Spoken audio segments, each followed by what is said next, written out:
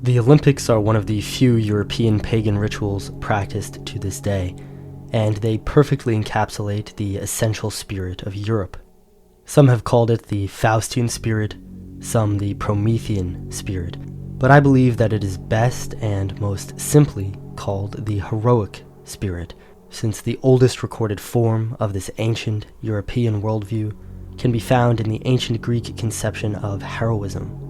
For the Greeks, the athlete and the hero were intimately connected. The Greek athletic competitions, running, wrestling, javelin throwing, chariot racing, all simulated war and prepared the warrior for the battlefield.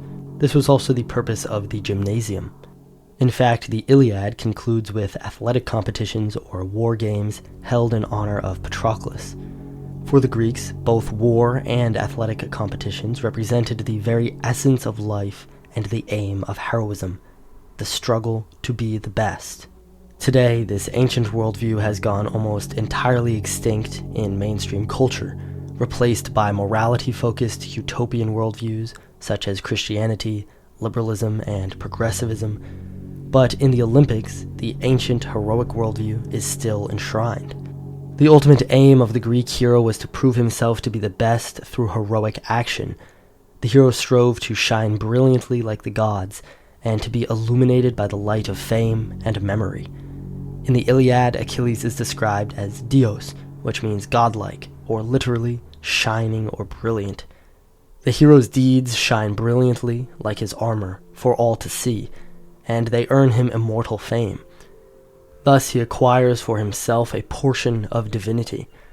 When the ordinary man dies, he becomes one of the nameless, faceless shades wandering Hades. His deeds are not remembered. The light of memory does not illuminate him. He exists down the long years in darkness, but the hero shines brilliantly forever, like the gods. The Olympics is one of the few places where we still see this ancient pagan conception of life, honor, virtue, and memory. In the Olympics, the best athletes of each country come together to compete, to prove themselves to be the most excellent, bring honor and glory to their country, and to win the light of eternal fame.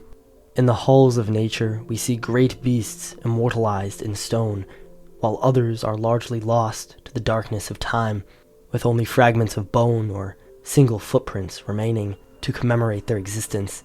These fossils are like the statues of the Greeks, reminding us of the great things which once were.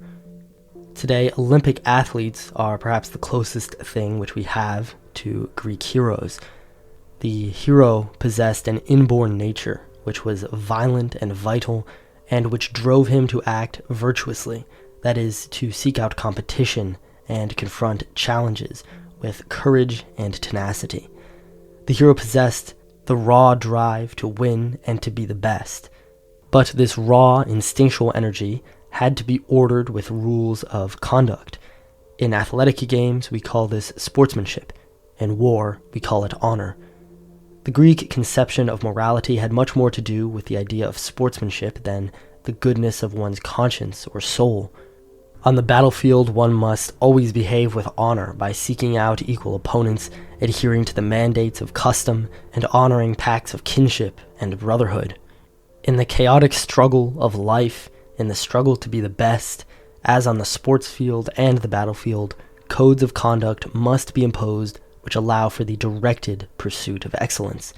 The pagan European worldview enshrines the warlike, inherently competitive spirit of nature within society, and applies rules and structure to it in the form of honor, virtue, and custom. But these codes of honor, virtue, and customs were not simply restrictive. They sought to cultivate the inner drive towards life, the drive towards competition, the drive to be the best, and to channel and direct this raw inner nature through imposed virtue and discipline towards the goal of excellence. The raw talent of the athlete is nothing if not directed towards an explicit goal within the context of a sport, a tradition, through discipline and training. The Greeks produced such healthy, flourishing societies because they understood life as war and structured their societies in alignment with nature to bring out the best in nature. Their societies were cults of life, dedicated to the elevation of life. Today, Western societies are far detached from nature. Both concretely and ideologically, we seldom come into contact with nature unless we actively seek it out. Schooling in particular is a big issue. Children are not trained to be excellent, to be the best, holistically in mind and body, as was the aim of the classical, aristocratic tradition of education. Instead, they are trained to be workers and bureaucrats, to follow rules and to do mindless work for long hours.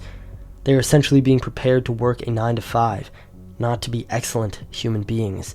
Sports are still a part of education, but they have lost their ritual element and their true and original meaning. Like education, school sports have largely become monotonous, time-consuming disciplines centered around following rules. And in broader society, while the competitive element of sports still remains, they have become largely commercialized. Again, it is only in the Olympics that they have retained their original Olympian meaning.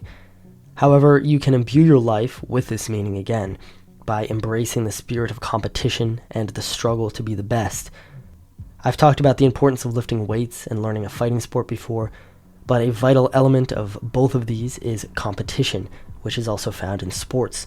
Perhaps the most gratifying part of a fighting sport is engaging in the primal, physical struggle to be the best. This, more than anything, acquaints you with nature.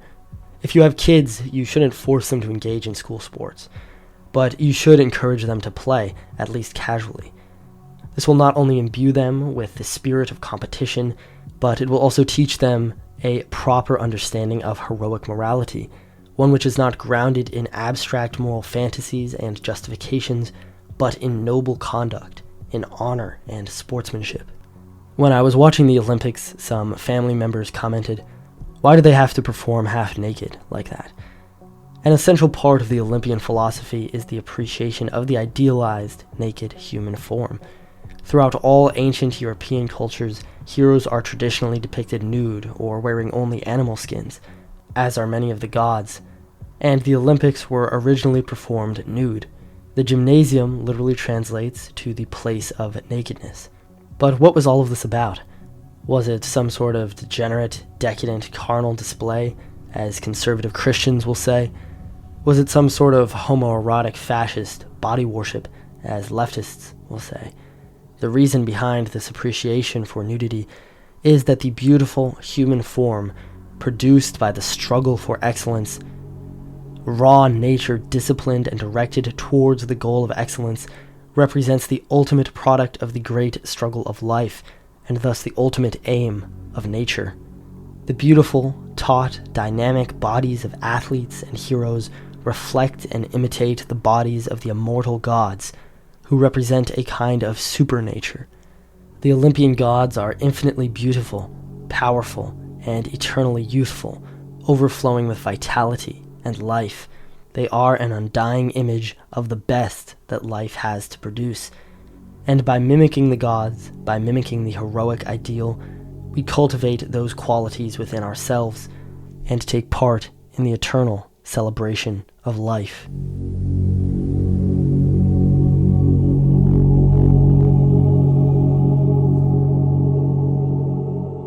For access to exclusive, long-form content and the ARC's private Telegram community, check the links in the description.